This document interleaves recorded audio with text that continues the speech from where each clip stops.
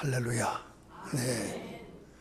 오늘 아침 시간에 이렇게 주의 전에 나오신 여러분들에게 하나님이 주시는 은혜와 복이 넘쳐지기를 기원합니다.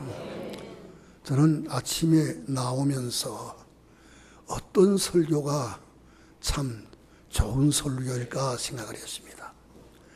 하나님의 말씀에 입각한 확신 있는 설교, 은혜로운 설교, 재미있는 설교가 아니겠는가 그렇게 생각을 했습니다. 근데 저를 살펴보니까 제 설교는 재미가 없습니다. 제 설교는 너무도 딱딱하고 심각합니다. 오늘 설교 내용을 보아서는 하나 재미없을 것 같아요. 또 딱딱하고 심각할 것 같습니다. 설교하기 전에 염려가 많이 됩니다. 그러나 오랜 시간이 아니니까 하나님의 말씀에 경청하시면 은혜가 될 줄로 믿습니다. 저는 목사 안수를 받고 부산 동광교회에서 부목으로 일을 하다가 대전노회에 소속한 우리 선창교회에 부임하여 목회하게 되었습니다. 대전노회가 열렸을 때에 노회에 참석하여 어느 목사님께서 하시는 설교를 들었던 것입니다. 그날의 설교 제목은 기억할 수 없으나 한 가지 기억이 되는 것은 그 목사님께서 말씀을 하시기를 기도할 때에 크게 기도하지를 말라는 그런 말씀이었습니다. 그날 설교를 들으면서 어떻게 저런 설교를 할 수 있을까라고 생각한 일이 있었습니다. 오늘 본문 말씀을 보게 되면 예레미야는 하나님이 그에게 주신 말씀을 선포하다가 시위대 뜰에 갇히는 몸이 되었습니다.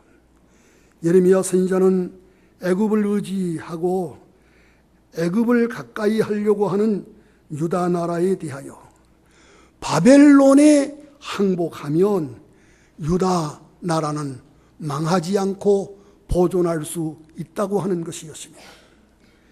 예레미야를 통하여 주신 하나님의 말씀을 순종치 아니한 왕과 방백들은 예레미야를 시대 뜰에 가두어 놓았던 것입니다.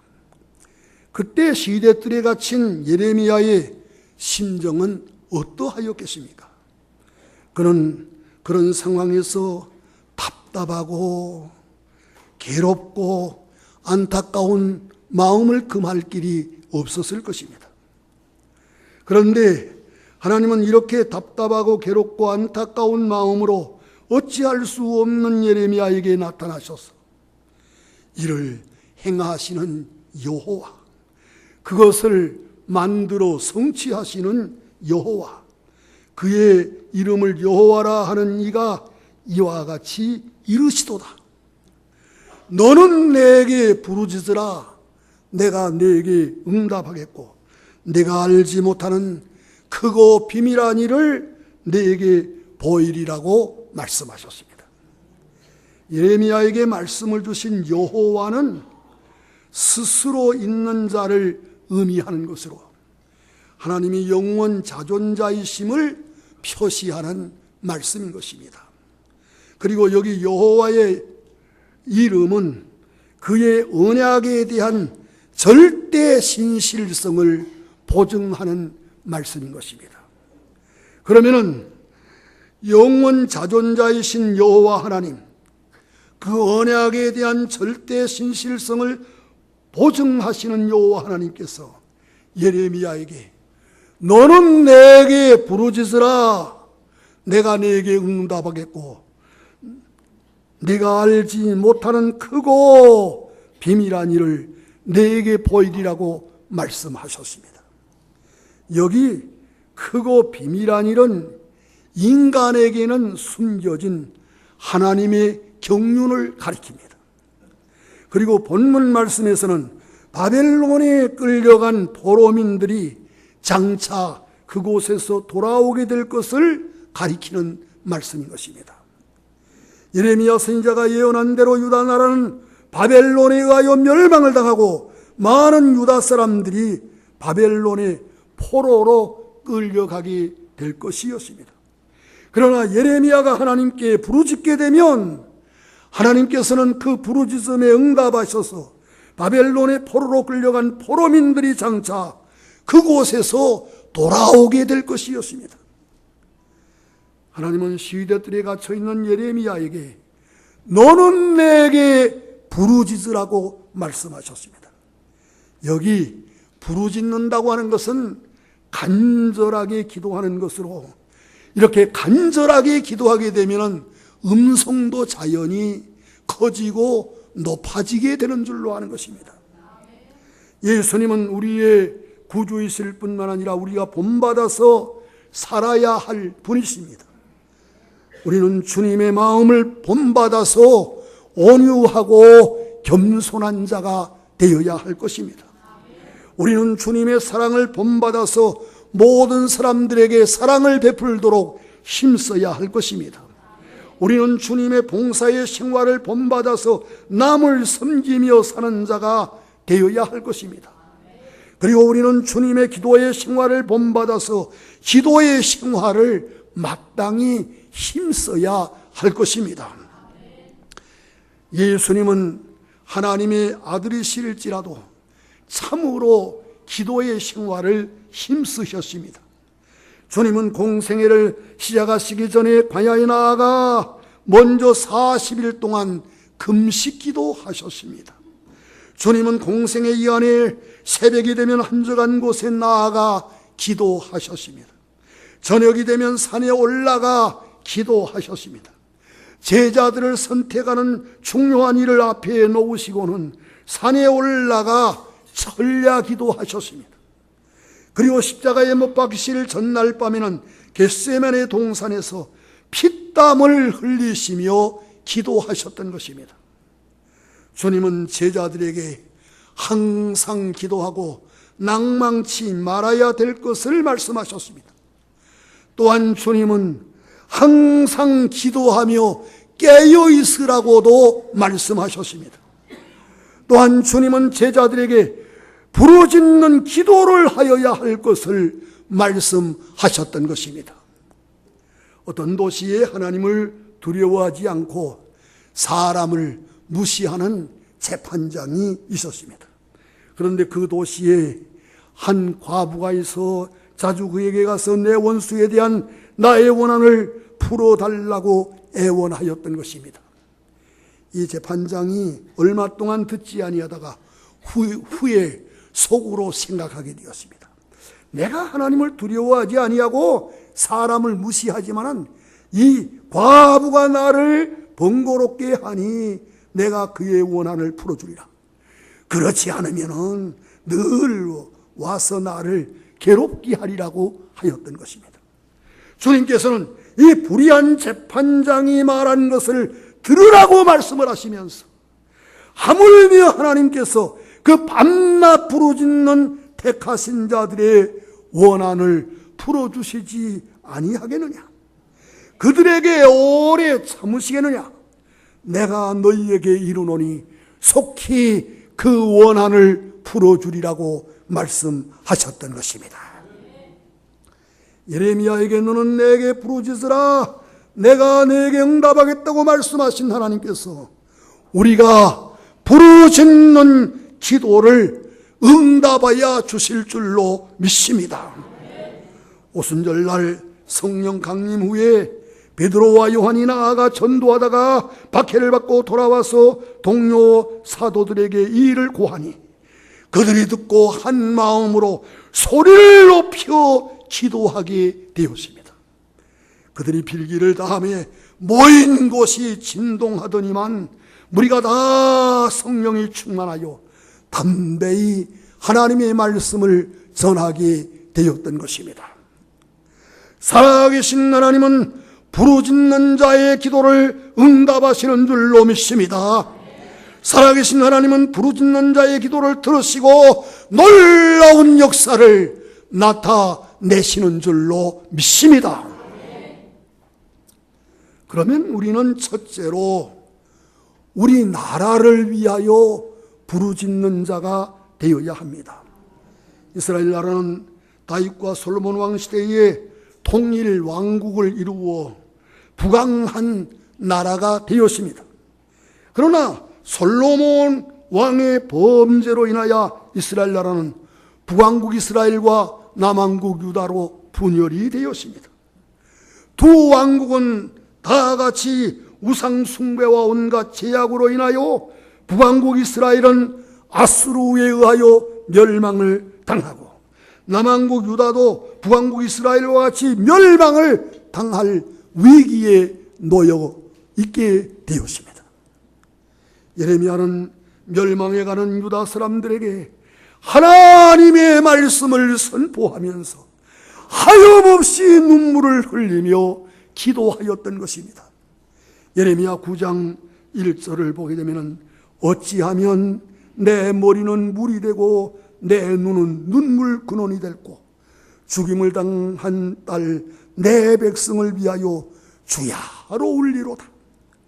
예레미야 14장 17절을 보게 되면 내 눈이 밤낮으로 눈물을 흘리니 이는 처녀딸 내 백성이 큰 파멸 중한 상처로 말미암아 망함이라고 하였습니다. 예레미야는 멸망해가는 그 나라와 민족을 위하여 하염없이 눈물을 흘리며 하나님께 부르짖는 자가 되었던 것입니다. 다니엘은 포로로 잡혀간 바벨론에서 집 윗방에 올라가 폐허가 된 예루살렘으로 향한 창문을 열고 하루 3번씩 무릎을 꿇고 하나님께 기도하였습니다. 바벨론이 메대 파사에 의하여 멸망을 당하였으나 바벨론 포로들은 기완하지 못하고 있었습니다. 그때 다니엘은 예루살렘의 황폐함이 70년 만에 그치리라 하신 하나님의 말씀을 깨닫고 금식하고 회개하며 하나님께 간구하였던 것입니다. 하나님은 다니엘의 이 기도를 응답하시고 그에게 70일의 놀라운 계시를 보여주셨던 것입니다. 바벨론에서 예루살렘에 귀환한 율법학사 에스더와 총독 느헤미야는 그 나라와 그 민족을 참으로 사랑하여 눈물로 하나님 앞에 기도하였던 것입니다. 우리는 복음서에서 예수님께서 그 나라와 민족을 얼마나 사랑하셨는가를 엿볼 수 있습니다. 예수님은 주후 70년에 로마 제국에 의하여 그 나라가 멸망하게 될 것을 내다보셨습니다. 예루살렘은 해파되고 성전은 무너지고 많은 사람들이 죽임을 당하고 많은 사람들이 포로로 끌려가며 나머지 사람들은 세계 각 나라에 흩어져서 말할 수 없는 고난을 당하게 될 것을 주님께서는 미리 아셨습니다. 그러므로 예수님은 예루살렘 성을 바라보시며 우셨던 것입니다. 마태복음 23장 37절을 보게 되면 예루살렘아 예루살렘아 선지자들을 죽이고 내게 파송된 자들을 돌로 치는 자여 암탉이 그 새끼를 날개 아래 모음같이 내가 내 자녀를 모으라 한 일이 몇 번이더냐. 그러나 너희가 원하지 아니하였도다 라고 하셨습니다. 예수님이 십자가를 지시고 나가실 때에 백성과 그를 위하여 가슴을 치며 슬피 우는 여자의 큰 무리가 주님을 따르게 되었습니다. 그때 예수님은 돌이켜 그들을 향하여 말씀하시기를 예루살렘의 딸들아 나를 위하여 울지 말고 너희와 너희 자녀들을 위하여 울라고 말씀하셨습니다. 주님은 마지막 순간까지 그 나라와 그 민족이 당하게 될 불행과 고통을 염려하셨던 것입니다. 하나님은 우리에게 아름다운 나라를 주셨고 우리로 하여금 이 땅에 태어나게 하셨습니다. 감사한 마음이 계시는 분들은 아멘 하시기를 바랍니다. 지난 세기에는 일제의 압박에서 우리를 해방시켜 주셨습니다. 6.25 한국 전쟁에서 우리나라를 기적적으로 건져 주셨습니다. 6.25 한국 전쟁이 일어나 처음에 공산군이 남침하여 밀고 내려올 때에는 온 남한이 공산군의 수중에 들어가는 것과 같이 보였던 것입니다. 경상북도 일부 지역과 경상남도 일부 지역이 겨우 남아 있었습니다. 그때 유엔군이 한국 전쟁에 적극 개입하였고 부산 초량교회에서는 주의 종들이 모여 금식하며 하나님 앞에 부르짖었습니다. 전세는 반전하여 유엔군과 국군은 북진하게 되었고 결국 오늘의 휴전선을 이루고 60년의 세월이 흐르게 되었습니다. 지난 60년 동안 대한민국은 경제 성장을 크게 이루어 오늘의 자랑스러운 나라를 이룩하게 되었습니다. 북한은 그동안 민생은 돌보지 아니하고 오직 탄도미사일과 핵 개발에 열중하여 왔습니다. 그리하여 탄도미사일과 핵실험을 하면서 우리의 안보에 지금 심각한 위협을 주고 있습니다. 그런데 이런 이 나라의 심각성을 느끼지 못하는 사람들이 너무도 많은 것 같습니다. 북한은 이미 휴전은 무효라고 선언을 했습니다. 이것은 언제든지 도발할 수가 있고 전쟁할 수도 있다고 하는 것을 의미하는 것입니다. 우리 성도들은 이 나라의 어려운 형편을 직시하고 우리와 이 나라를 도와주실 하나님께 부르짖어야 하는 것입니다. 과거에는 기도원에서 기도하는 사람들이 많았습니다. 구국기도회가 많이 열려 나라와 민족을 위하여 힘써 기도하였습니다. 그런데 지금과 같은 심각한 이 나라의 상황 중에서도 오히려 기도를 힘쓰지 않는다고 하는 것은 너무나도 이상하고 너무나도 안타까운 일이 아닐 수가 없는 것입니다. 예수님은 제자들에게 마지막 때에 되어질 일들을 말씀하시면서 너희는 이 모든 일을 피하고 인자 앞에 서도록 항상 기도하며 깨어있으라고 말씀하셨습니다. 우리는 한반도에 혹시 일어날 수도 있는 비참한 일들을 피할 수 있기 위하여 하나님께 기도하며 부르짖어야 하는 것입니다.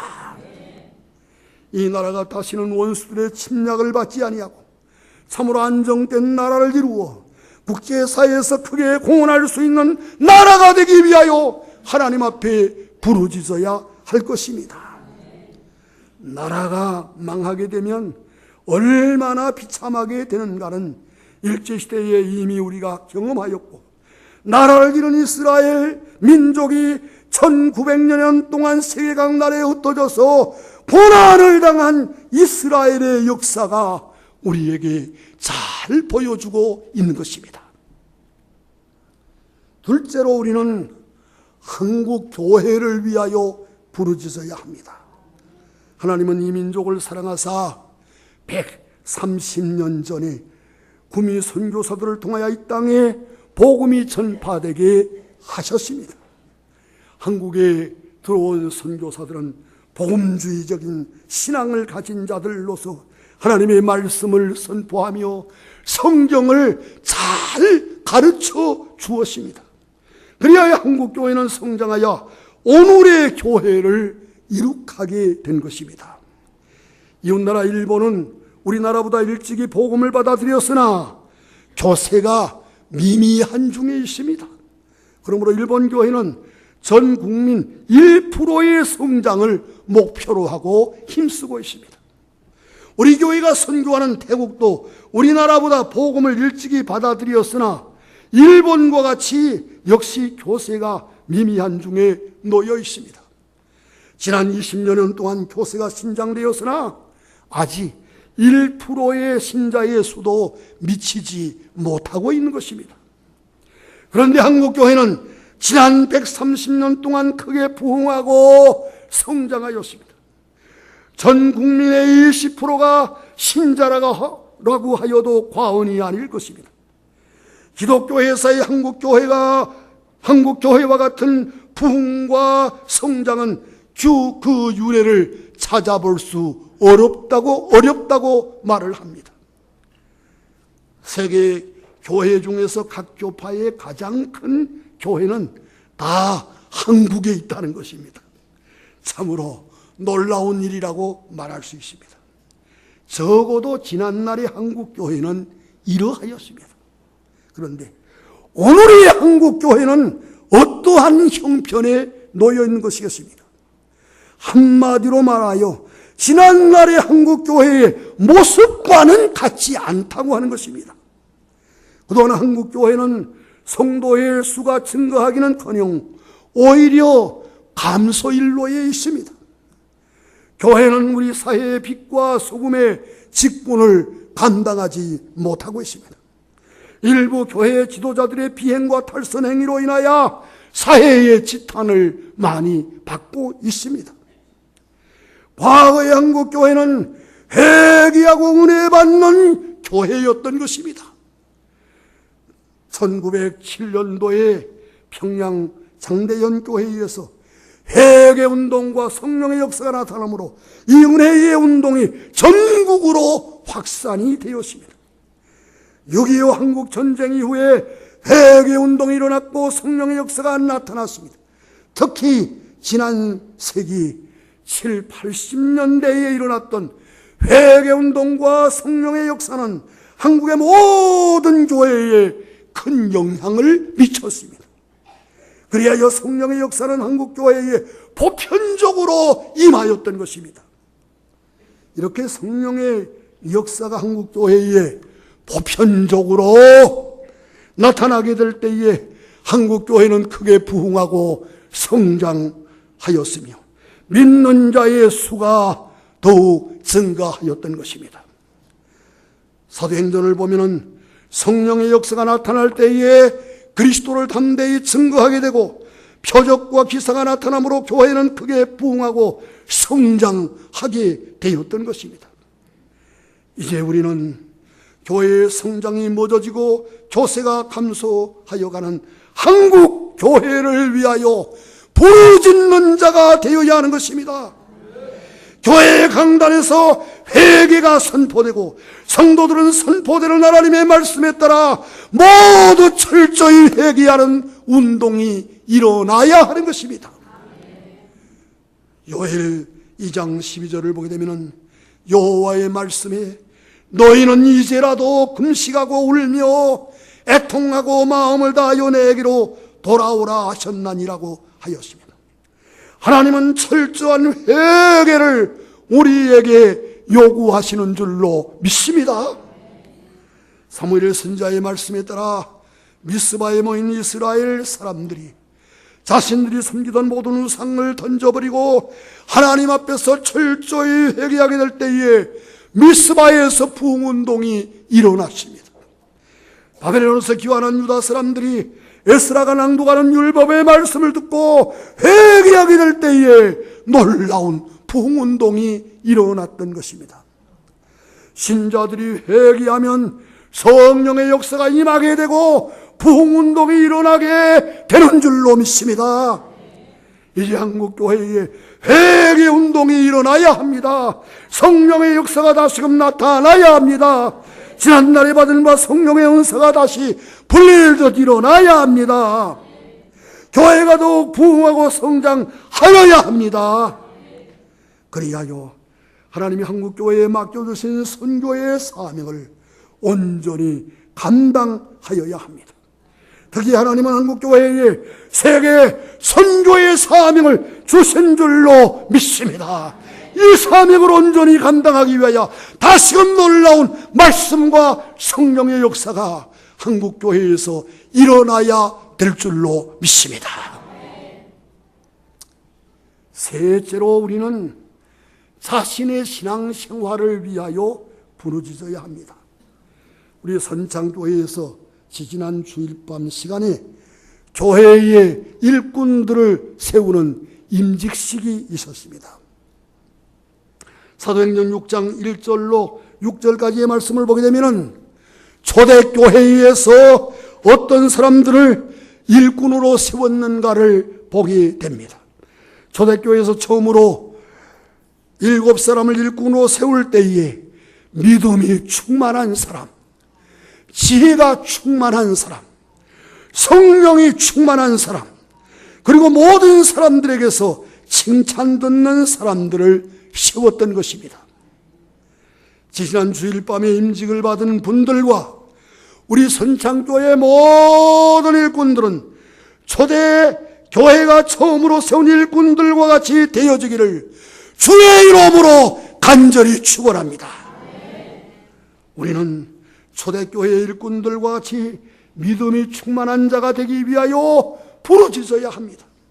하나님이 우리에게 먼저 요구하시는 것은 믿음인 것입니다.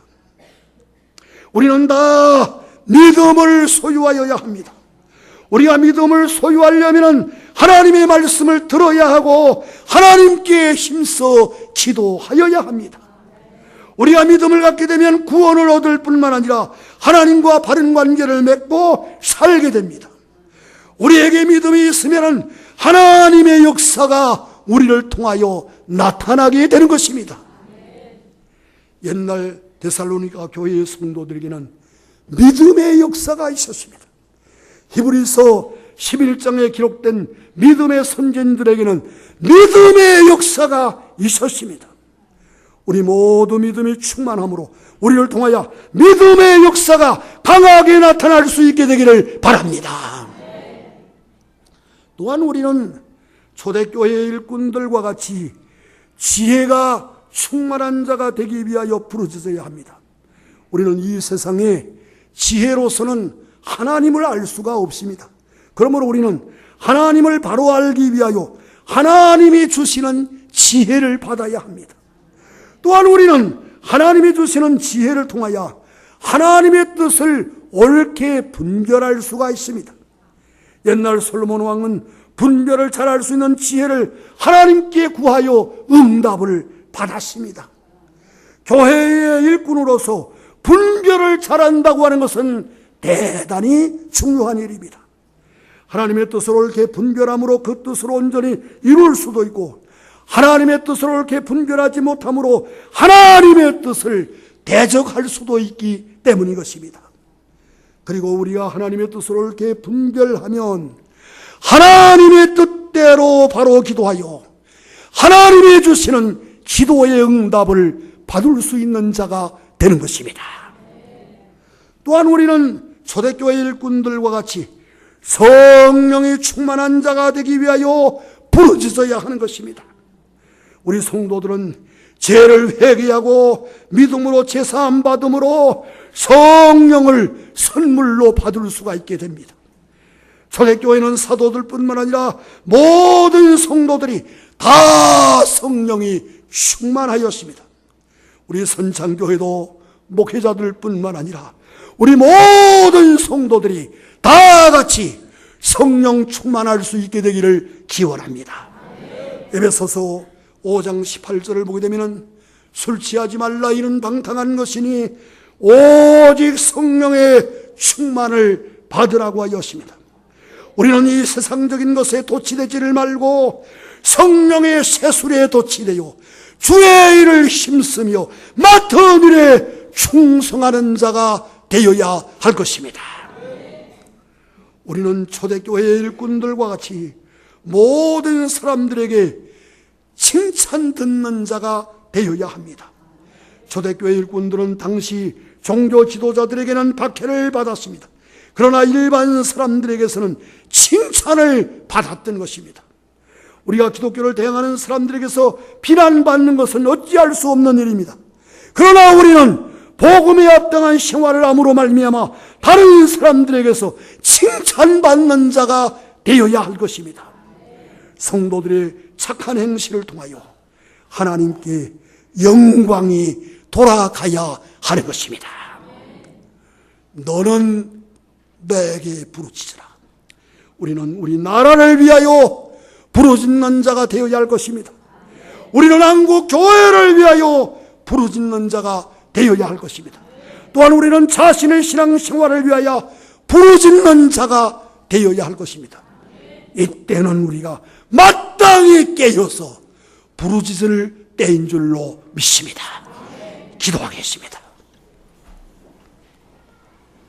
하나님 아버지, 우리에게 귀한 말씀을 주셨사오니 감사합니다. 이때는 마땅히 우리가 부르짖을 때인 줄로 믿습니다. 이 나라를 위하여 부르짖는 자가 되게 하여 주시옵소서. 한국 교회를 위하여 부르짖는 자가 되게 하여 주시옵소서. 자신의 신앙생활을 위하여 부르짖는 자가 되게 하여 주시옵소서. 기도의 생활을 힘쓰므로 다 승리하는 우리 선창의 가족들이 되게 하여 주시옵소서. 예수님의 이름으로 기도드리옵나이다. 아멘.